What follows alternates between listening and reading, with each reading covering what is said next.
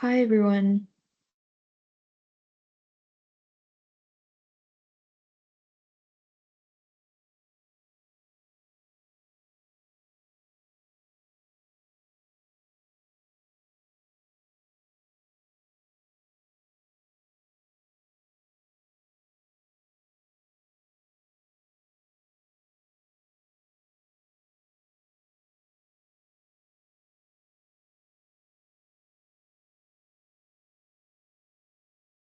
Good morning, everyone.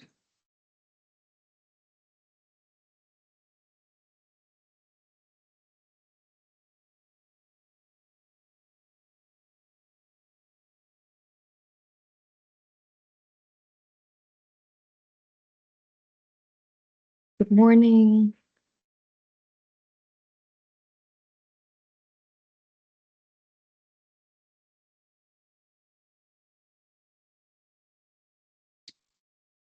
Karen, can you hear us?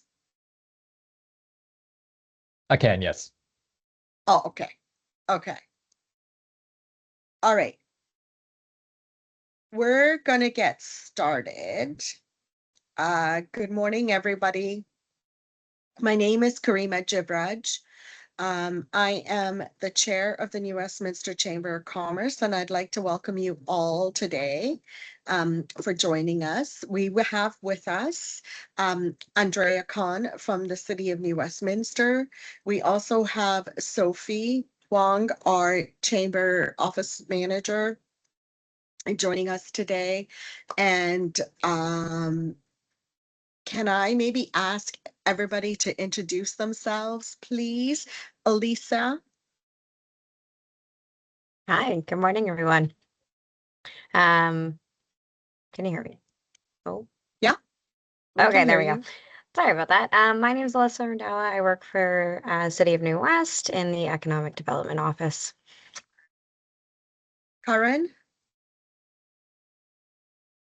Hello, I'm Karin. I recently joined as a summer student, and I'm working in the marketing, communications, and membership kind of portion of the New West Chamber. So yeah, it's great to meet you all.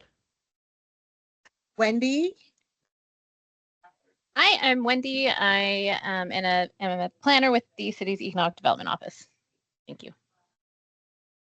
Ali. Morning, everyone. My name is Eddie. I am here. I'm the owner of the One Tap company living in New West, and you might see me with Jake Swalsfist, the member of parliament. Thank you. Thank you. Lena. Hi, I'm from Taverna Greca, 326 Columbia Street restaurant. Welcome, everybody. So let's start. I'm going to start with a land acknowledgement. We recognize and respect that New Westminster is on the unceded and unsurrendered land of the Halkomelem-speaking peoples. We acknowledge that colonialism has made invisible their histories and connections to the land. As a community, we are learning and building relationships with the people whose lands we're on. Thank you. So we have I'm going to talk about today events and why events are so important for you. So events can be a huge way of increasing business for yourselves. So I know it says retail event planning, but this workshop can be edited and can be used for all different kinds of businesses, not just retail. It can be used in restaurants. It can be used in businesses like, gyms everywhere. So to give you a better background, I'm Karima. I own the Bosleys at Columbia Square, and I've owned the Bosleys for the last 15 years. I'm in my 16th year. I chair the New Westminster Chamber of Commerce, and I sit on a couple of other boards in the community. So let's talk about events. Why do we do events? What are we doing? events matter. You need to learn how to plan effective events. You need to have a way to measure results. And it's a good way to build community connections. So each slide has a different photo. So the particular photo in this slide is actually the New West Police soccer camp, where we teach 300 kids every year all about pet safety. So again, so doing events for my store. When I first opened my store, I didn't have a lot of business. And it was really, really hard to understand how to get people in to the store. And I had one of my vendors suggest, Karima, why don't we try something on a Monday afternoon when you have very little business, and let's see if we can't help you increase business. And so what we did was we started with the Yappy Hour. I was one of the first stores in the country to do something called Yappy Hour. And that Yappy Hour is what helped build my business. And Yappy Hour was something super simple we did. It was basically, I would get some snacks and save on foods like veggies and dip, or my mom would make some samosas or something. And I would have a vendor come in and talk about their product and give away samples. So give away full-size samples like a can of food or a bag of treats or something, so that customers could try it. And eventually Mondays became my busiest day of the week because everybody was looking forward to it. And this helped me build my customer base. So when you go back and you think about, well, why should I do events? It takes a lot of time. It takes a lot of effort.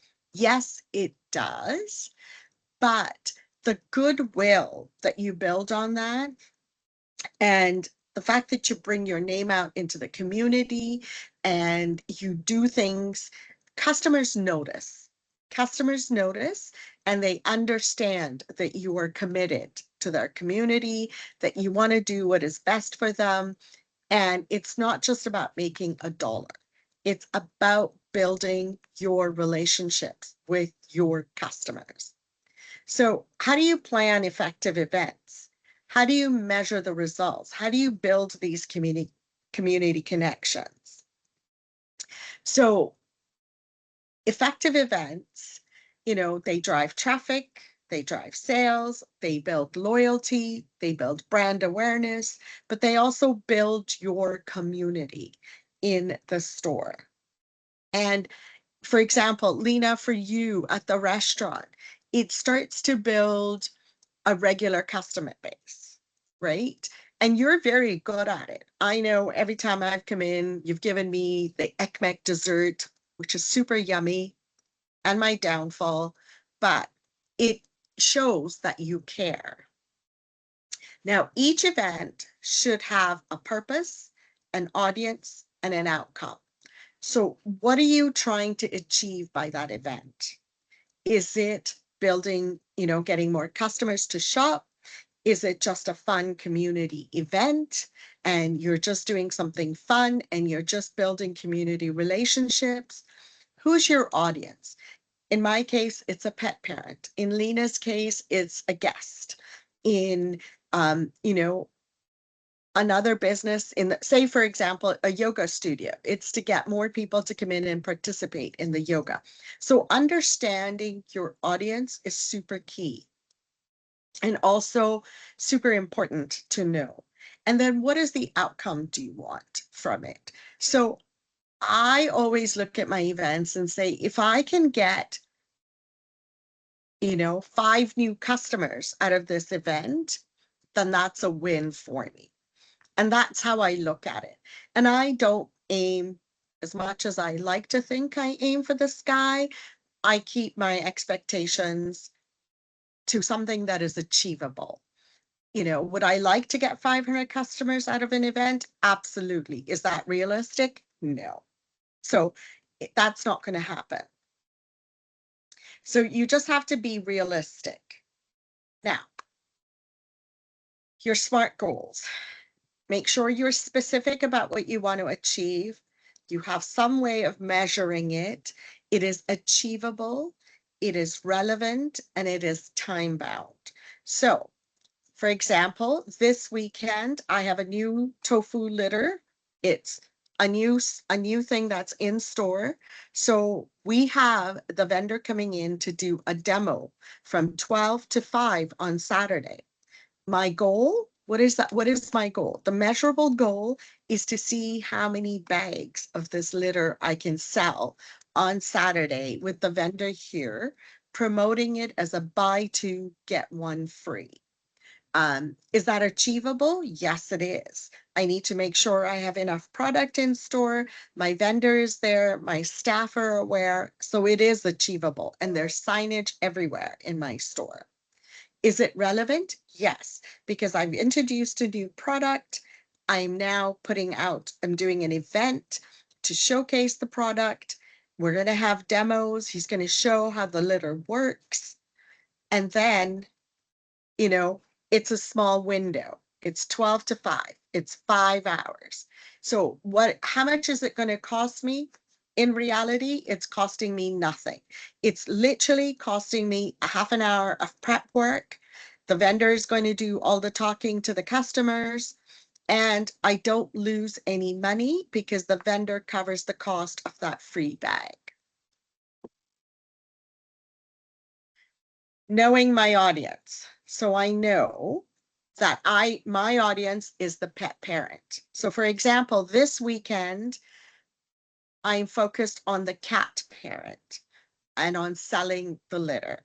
So know your audience, whether they're families, whether they're professionals, they're hobbyists, they're seniors, they're students, they're VIP customers, whatever they are, make sure you know your audience, and whatever event that you do is actually relevant to them. And it is something that they would be interested in doing. So this here is something that we do. It's a super fun event, which is the Pride Pet Parade. We get everybody to meet at the store, and then we walk down with loud music all the way to the stage at Pride. And then we get the audience and judges to vote on who should win. Your customer journey. So let's talk about it. Before, awareness and interest.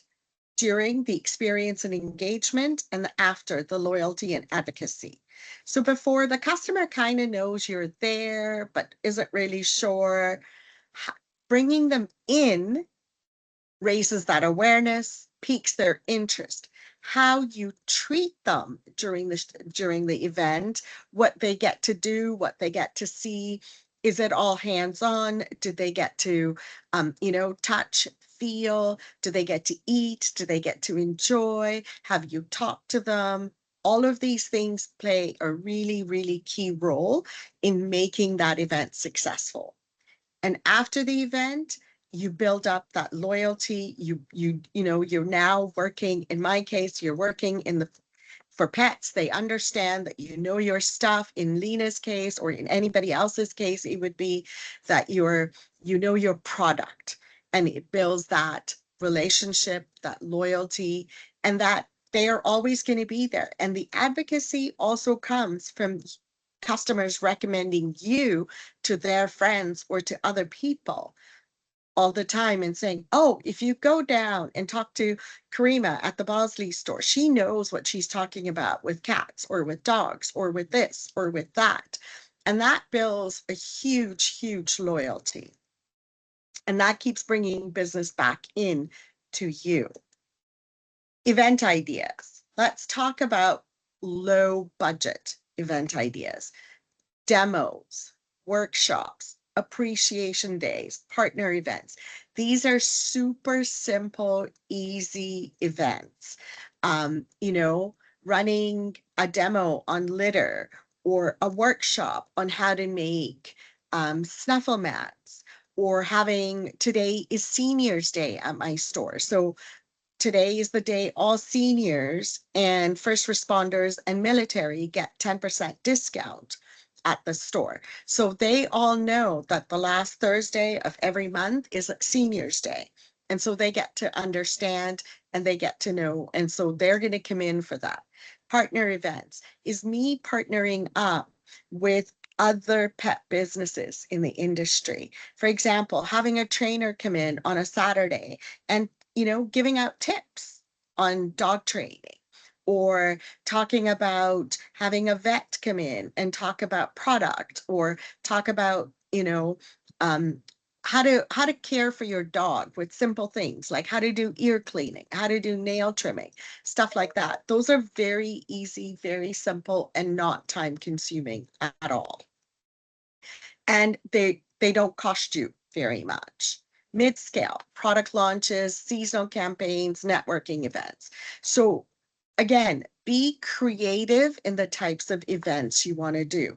I have done a Bollywood party. I have done meet the local business, like meet the other pet businesses in New West, holidays. I have opened my store up for doing things like early Christmas shopping, to certain VIP customers of mine that come in on a regular basis and are in my top 50. We will invite them at Christmas to come in 1 hour early on a day when they can come in and shop just for them.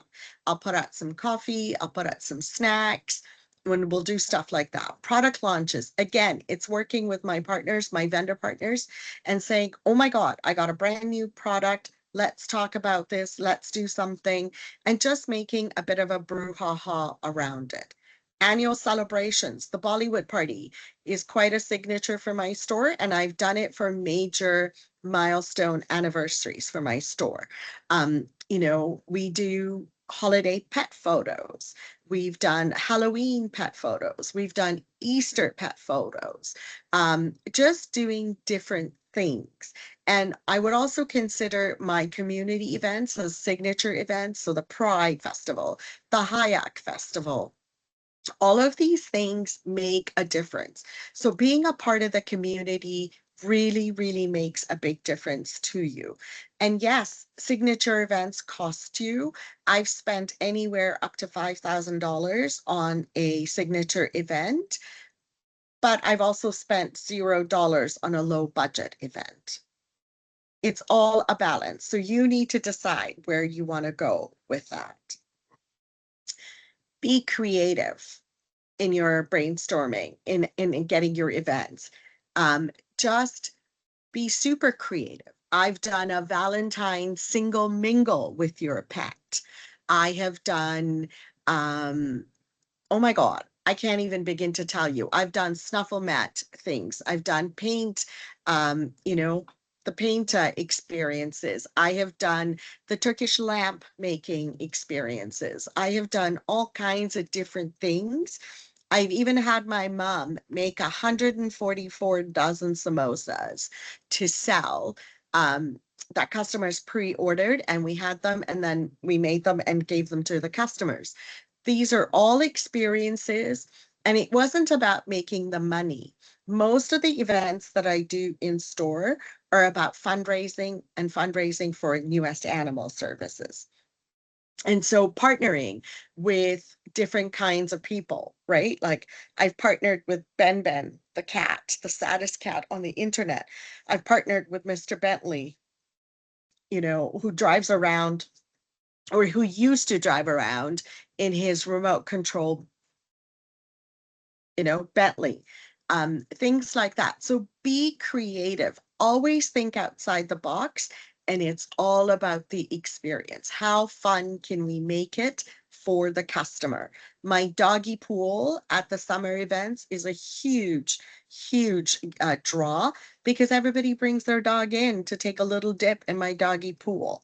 So there's always something happening. Partnership opportunities. So think again, other nonprofits like your shelters. It doesn't have to be, again, I'm speaking specific to me and things that I have done, but you can choose other partners. You can choose nonprofits. You can partner with the chamber. You can partner with the BIA. You can partner with a school. You can partner with a club. You can partner with your suppliers. You get to be creative, think outside the box, And there is no wrong way to do an event. Community events, the pros. Community events take a lot of work and a lot of planning. The pros are exposure, goodwill, and customer acquisition. The cons, as in any event, is the cost, staffing, weather, and return on investment challenges. So when I do community events, if I say, yes, even though I've spent $5,000 on a community event because I've had to pay for staffing, I've had to pay for, I've had to pay for the booth, I've had to pay for product, I've had to do all kinds of stuff. I've had to pay for the staff attending or, working the event, their lunches, all of those things. What is my return on investment? Am I getting anything? Is it hard? In the beginning, it was a bit discouraging because I was like, I spent all this money, I did all these things, and I got nothing in return. But now, if I win 5 customers from that community event, I consider that a win, and I leave it at that. It's not easy. Community events, again, take a lot of planning and a lot of thinking, but it is worth it, even if you do it on a small scale. Event promotion. That's my store cat Higgins being silly. We do all kinds of things.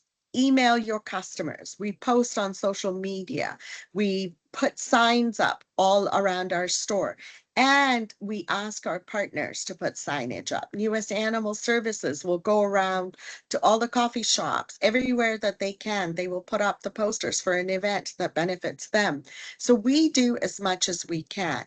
We put posters up for our holiday pet photos. We'll put posters up in all the vet clinics, in all the Starbucks in the city. We will do as much as we can to try and get the name out that we're doing this event and this is what's happening. And that's how you draw people in. And we talk about it, hand stuffers, giant posters. It's a little bit of investment to get everybody to come in. So, event timeline. To plan an event properly, 8 weeks out, you need to set out your plan. Make sure you have firm goals. Make sure you get all of your, know exactly what you want to do. 6 weeks out, confirm all your partners, all your details, get your social media posts, get your graphic artist to do whatever you need to do. So in my case, if I want to do an event, 8 weeks out, I need to send in a request to head office to do all of my social media posts and all my flyers and all my posters and everything has to come from head office. So I need to submit all those details, get them in, and get them to do all the preparation for everything that needs to be done. 4 weeks out, we really start to push on social media. Posters go out on the store. We talk to the customers about it. We put posters up all around the city. We do everything. 2 weeks out, I'm checking. This is what I need to do. Is this done? Do I have the product? Is this booked? Is this booked? Is this booked? So for example, let's go through the holiday pet photos. 8 weeks out, I'm going to book the photographer. I know that this is what my goal is. I'm going to speak to U.S. Animal Services. I'm going to do I'm going to plan it out. I'm going to send all my requests in to head office to get all my promotional material done. I'm then going to confirm everybody 6 weeks out. 4 weeks out, I've now got all of this preparation all done. So 2 weeks out, I've booked the extra stuff that I need from the rental company, the drapes, the pipe and drapes that I need. Do I need an extra lighting? Do I need to rent anything? Do I need to buy more more props? Do I need to do anything for our holiday pet photos? Is Santa's suit all dry cleaned and ready to go? Is his, is his chairs ready to go? Do I have my floor, quote unquote, floor for the set? All of these things need to happen. And the day before my event, I put together an event kit. So everything that I need for that event is there. And I have set up my event. It's all ready to go. So an event day, when I walk in, all I need to do is set up the photographer, make sure that the volunteers are prepped and ready to go, and everything is all set. Snacks are there, drinks are there, meals are ordered. Everything is done so that when the event day comes, I am literally just focused on getting the families in, getting their holiday pet photos done properly, and having them on their way in the shortest amount of time possible, but also making sure that they get to engage, they get to have fun, and, you know, have a great experience. Event kits. In-store event, making sure that you have signage, you have samples, you have forms, you have your giveaways, all your technology is ready. But also you need the same stuff for your offsite, your tent, your tables, your banners, your tablecloths, your payment tools. All of these things are important. So when we do the Pride Pet Parade, we have a registration form. I have the judges form so that they know exactly who's participating, so that they can judge accordingly.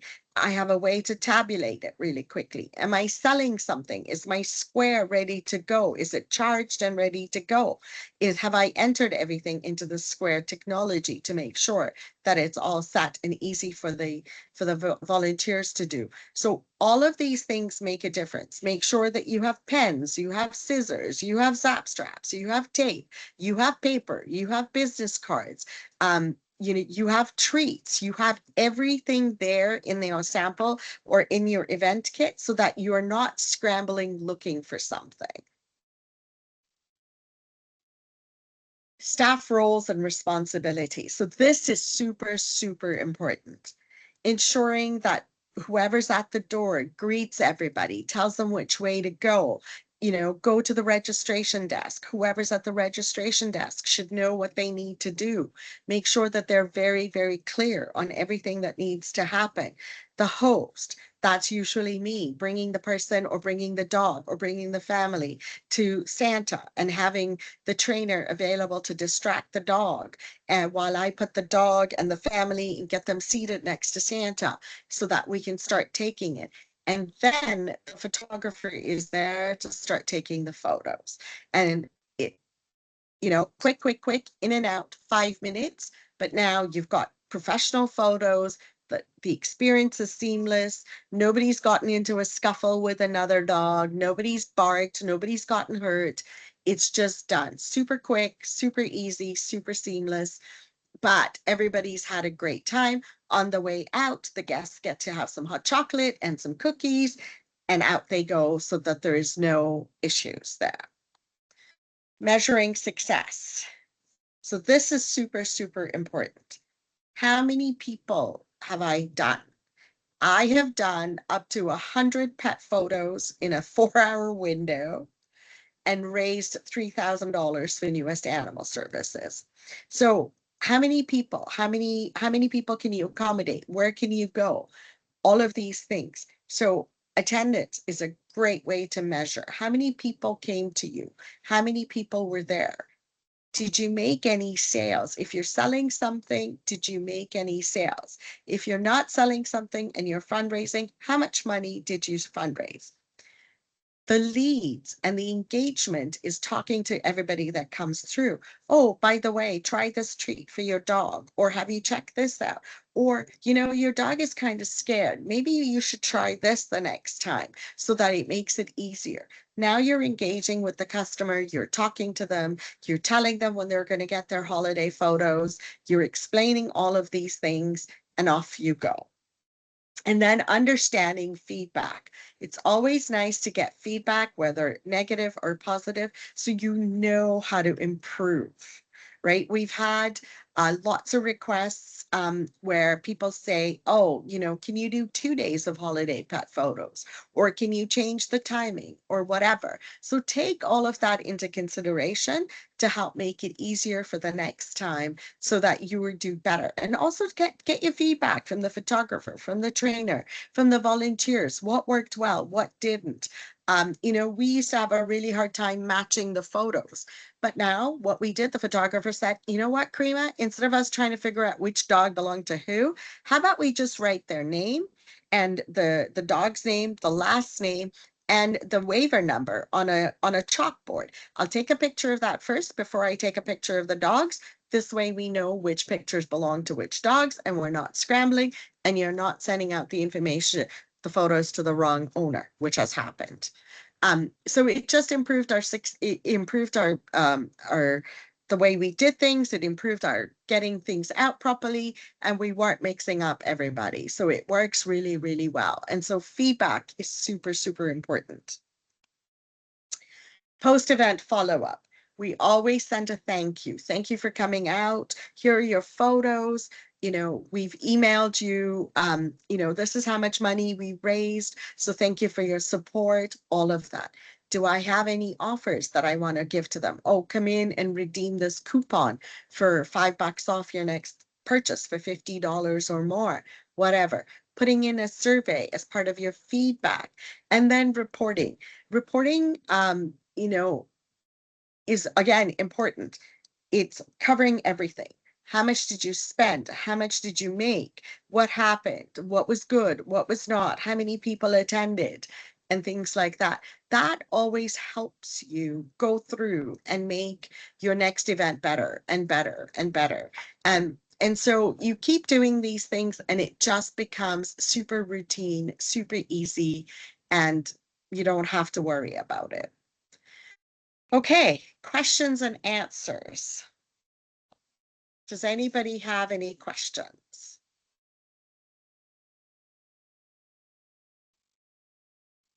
Your cats are really cute. They're Thank super you. adorable. Thank you. Do I ever use a work back plan? Yeah, I do. Sometimes it's not easy. I have a list. So in my head, because I've done events for so long, and even before I owned a store, I did events. I have everything in my head. So for me, I don't always use a documented, but for my team, I have a way of getting it. And so they use the work back plan, they use Microsoft Excel, they use whatever works for them to try and ensure that everything is covered. And over the years, you know, my store manager has a list and she's got it down and she says, okay, I need this, I need to do this, I need to do this, I need to do this. And so it keeps going. Ali? Yeah, I was wondering about the online shops or online services. So, they don't have any shops, Mm-hmm. they don't have any place to attend, or even though when they are going into the Hayek or that kind of events, they cannot immediately provide their products. What about that? How the marketing, or for example, the Chamber of Commerce, is there any plans for future to focus on the online shops or small business shops that they just started to working and they want to introduce themselves? So I think for online businesses, if you're strictly online, being at a community event, even if you have a small booth and talk about your product, what it is, but you're doing live demos using your online, you know, your online platform and making people understand what it is that you do, how you do it, is also very helpful. As for the Chamber of Commerce, we don't have a plan for online businesses, but we will definitely take that down and see if we can come up with a way to help online businesses promote themselves, for sure. Thank you very much. You're welcome. Does anybody else have any questions, need any clarification?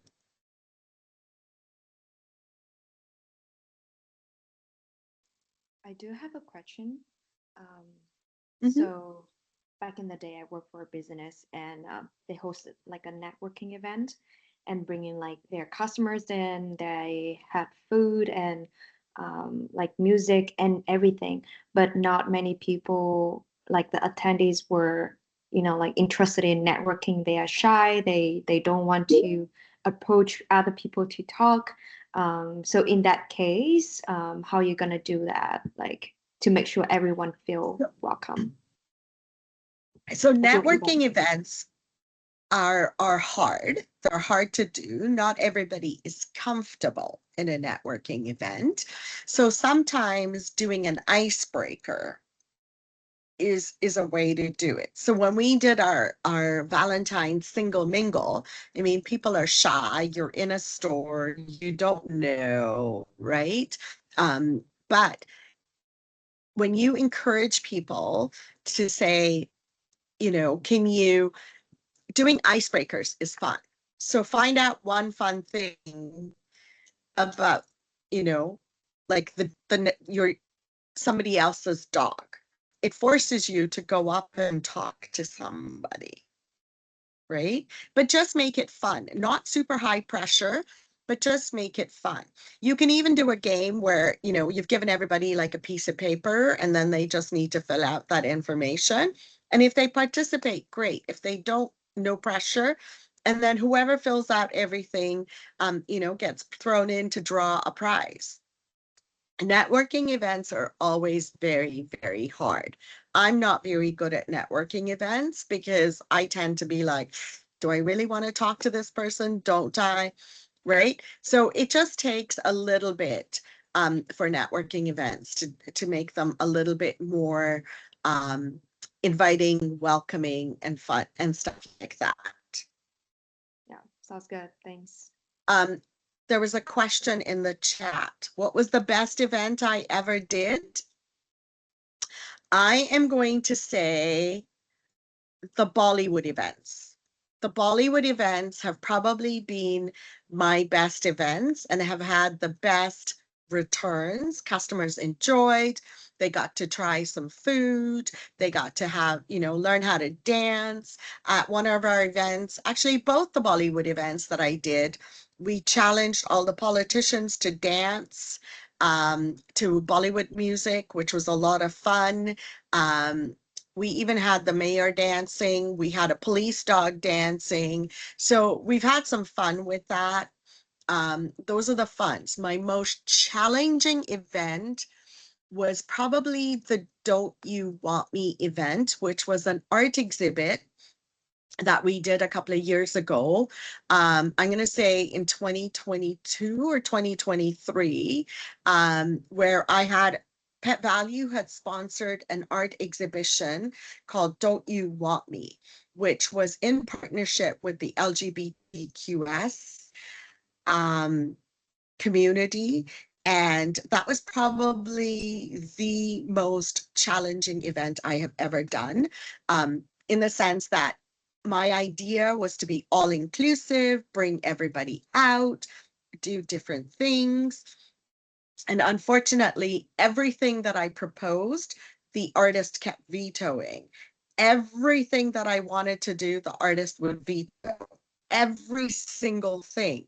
I finally had to go back to head office and say, guys, I can't, like, this event is here to bring inclusivity, make everybody feel welcome, and everything I'm doing is a veto. I can't get the pets to dress in drag. I can't have a drag queen. I can't have, like, oh my God, it was the most challenging event ever. And to the point where head office actually sent a team out to help me with the event and to kind of help keep the artist in check. Took a lot of time. It took a lot of patience. We managed to pull off a successful event, but it was not easy, for sure. So patience, patience, patience, patience. It's what it takes. But you have to have fun in planning. You just have to have fun. Always think, what would you like to do? How would you like to do it? And just have fun with it. That's all I can say. Yes, Ali. Is it better to go with trial of different ideas, as you said, be motivated, be patient, and be creative? Mhm. So is it better to go with Yeah. different ideas come up, or is it better to partner with the marketing companies or marketing teams? You know what? You're a new business. You don't have the money. So you do your events, you trial them, and you go from there. And you sometimes just have to pivot. You just have to pivot. You pick an idea, you say, this is what I'm going to do. And as you're planning it, as you're trying to work through it, oh, it's not going to work. How do I pivot to have this event happen? And just take it from there. I've had to cancel events because people were upset with me on what I chose or what I decided to do.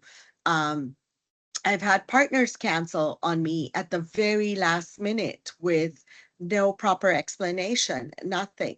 But you know what? You just turn around and you pivot and you just make it happen in whichever way that you can. Lessons are always learned. They're never easy to do. Events are never easy to do, but you just have to kind of make it work. You know, you just kind of have to make it work. You never know what's going to happen. Great, thank you very much. You're welcome. Any more questions?